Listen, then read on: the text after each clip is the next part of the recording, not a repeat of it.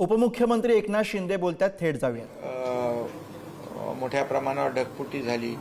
पश्चिम महाराष्ट्रात देखील आज शंभूराजे देसाई यांनी देखील अनेक ठिकाणचा उल्लेख केलेला आहे। त्यामुळे अनेक ठिकाणी ढगफुटी सदृश्य परिस्थिती होती।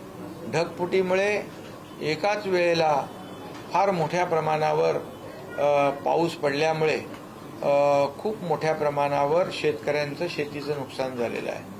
आणि शेतीचं नुकसान झाल्याबरोबर शेतीच्या नुकसानीबरोबर मोठ्या प्रमाणावर जमीन देखील खरडून गेलेली आहे। अशी देखील अनेक गावं आहेत की ओढ्याच्या नाल्याच्या बाजूला जी काही गावं आहेत त्या प्रवाहामध्ये संपूर्ण माती वाहून गेल्यामुळे मोठ्या प्रमाणावर तिथं जमिनीची हे झालेली आहे, वाहून गेलेली आहे, खरडून गेलेली आहे। त्या बाबतीत देखील आज कॅबिनेटमध्ये चर्चा झाली आणि झालेल्या नुकसानीच्या पंचनाम्यांच्या संदर्भात देखील चर्चा झालेली आहे। आणि युद्ध पातळीवर झालेल्या नुकसानीचे पंचनामे होतील, शेतीचे नुकसानीचे पंचनामे होतील। काही जीवितहानी देखील झालेली आहे, त्यांना देखील तात्काळ सरकारच्या वतीने मदत दिली जाईल। काही गाई म्हशी गुरं यांची देखील जनावरांची हानी झालेली आहे, काही ठिकाणी घरांची देखील पडझड झालेली आहे। आणि म्हणून अशी एकंदरच ज्या ज्या प्रकारची नुकसान झालेली आहे या बाबतीमध्ये आज कॅबिनेटमध्ये देखील या बाबतीत गांभीर्याने चर्चा झाली आणि शासन म्हणून आम्ही शेतकऱ्यांच्या पाठीशी उभे होतो आणि आजही आहोत आणि उद्याही राहणार आहोत। कारण शेतकरी बळीराजा आपला अन्नदाता आहे। त्यामुळे आमच्या मागच्या 2.5 वर्षाच्या काळात देखील शेतकऱ्यांना मोठ्या प्रमाणावर मदत करण्याचं काम किंबहुना त्यांच्यासाठी योजना राबवण्याचं कामही आपण केलेलं आहे। आणि म्हणून या संपूर्ण पार्श्वभूमीवर मुख्यमंत्री महोदयांनी देखील सूचना केलेल्या आहेत की तेही देखील स्वतः सोलापूर जिल्ह्याच्या दौऱ्यावर जाणार आहेत। मी देखील उद्या धाराशिव जिल्ह्याच्या दौऱ्यावर जाणार आहे। माझ्याबरोबर पालकमंत्री प्रताप सरनाईक आणि इतर लोक असतील आणि आमचे सर्व मंत्री जे आहेत हे सर्व मंत्री देखील आपापल्या ठिकाणी तिथे म्हणजे त्यांचाही दौरा वेगवेगळ्या जिल्ह्यांमध्ये शिवसेनेचे देखील सर्व मंत्री ज्या ज्या ठिकाणी ज्या ज्या जिल्ह्यामध्ये मराठवाड्यामध्ये उत्तर महाराष्ट्रामध्ये काही ठिकाणी पश्चिम महाराष्ट्रामध्ये देखील जिथं जिथं अतिवृष्टी झालेली आहे आणि नुकसान झालेले आहे त्या ठिकाणी सर्व मंत्री दौरा करतील। महायुतीचे सर्व मंत्री संपूर्ण महाराष्ट्रामध्ये जिथे जिथे अतिवृष्टीमुळे मोठ्या प्रमाणावर नुकसान झालं आहे त्या ठिकाणी स्वतः जातील आणि त्याची पाहणी करतील आणि संबंधित शासकीय अधिकाऱ्यांच्या बरोबर जिल्हाधिकारी बाकी सर्व अधिकारी जे आहेत कृषी विभागाचे अधिकारी असतील, डिझास्टर मॅनेजमेंटचे अधिकारी असतील यांच्याबरोबर चर्चा करतील। आरोग्यमंत्री देखील स्वतः या ठिकाणी दौरा करणार आहेत। कारण या सर्व अतिवृष्टीच्या पार्श्वभूमीवर साथीचे आजार देखील उद्भवू शकतात।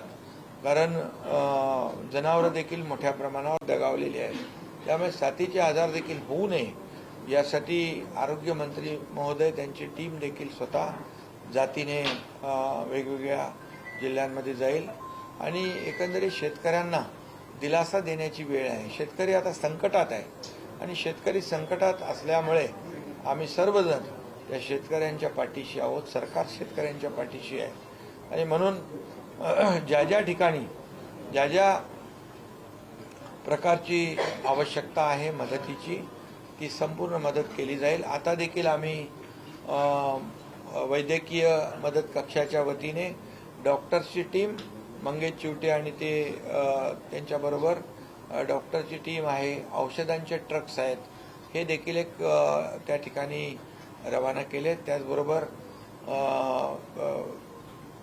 धान्याचं जे जीवनावश्यक वस्तू आहेत त्या जीवनावश्यक वस्तू देखील त्या ठिकाणी रवाना केलेले आहेत.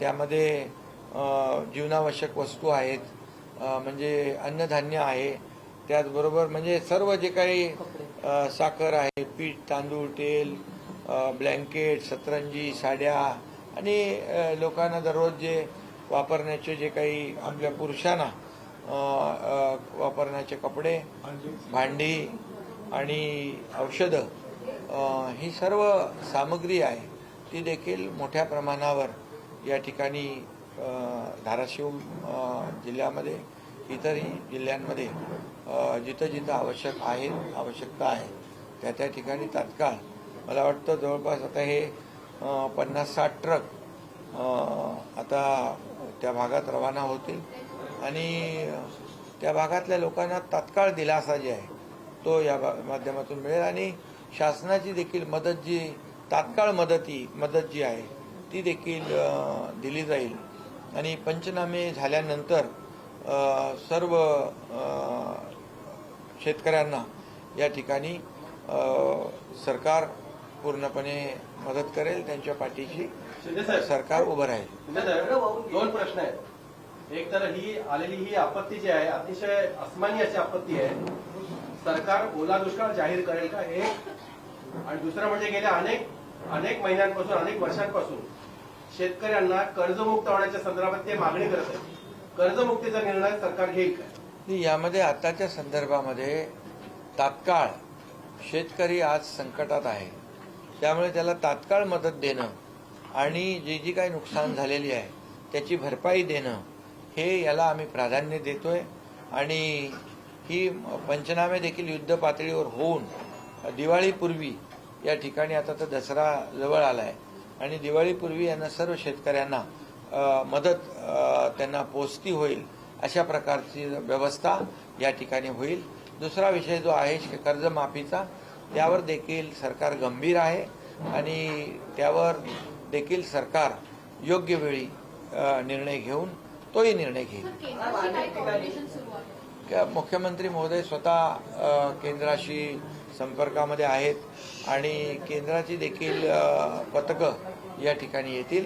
केंद्र सरकार देखील नेहमीच आपल्याला मदत करत आलेलं आहे आणि आता यावेळी देखील खूप मोठ्या प्रमाणावर नुकसान झालेलं आहे, त्यामुळे आम्ही केंद्र सरकारच्या बरोबर देखील संपर्कात आहोत आणि केंद्राकडून देखील मदत मिळेल, राज्याकडून देखील मदत मिळेल.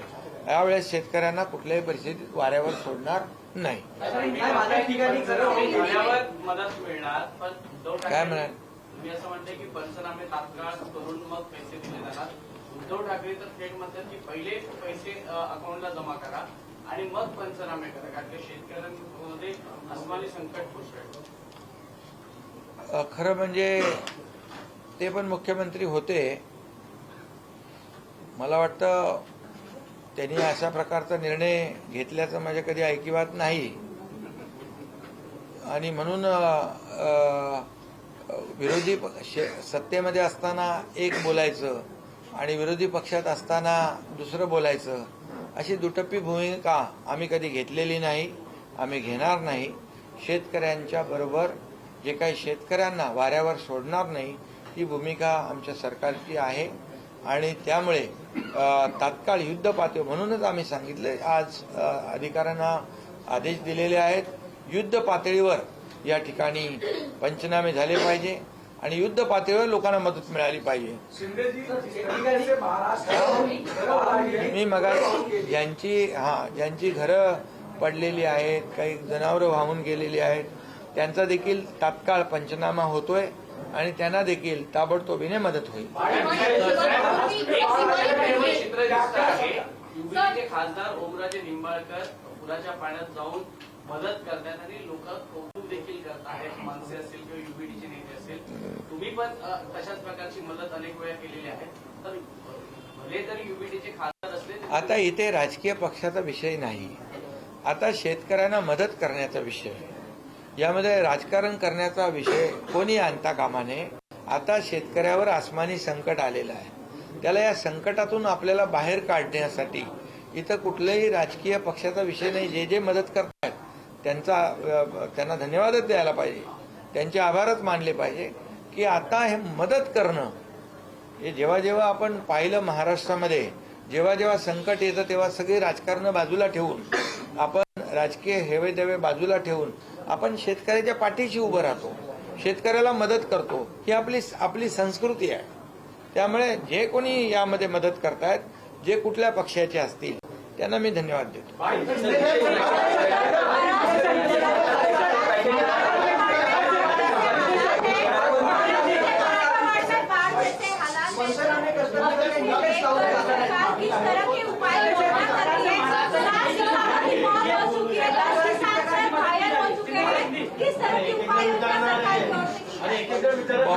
बहुत ही दुर्भाग्यपूर्ण ये सब परिस्थिति है. ये किसानों के ऊपर आया हुआ बहुत बड़ा आसमानी संकट है. ये बहुत बड़ी आपदा है और ये मराठवाड़ा में और ज़्यादा विशेष करके मराठवाड़ा में काफ़ी बारिश हुई है. ये मर्यादा लिमिट से बाहर बारिश हुई है.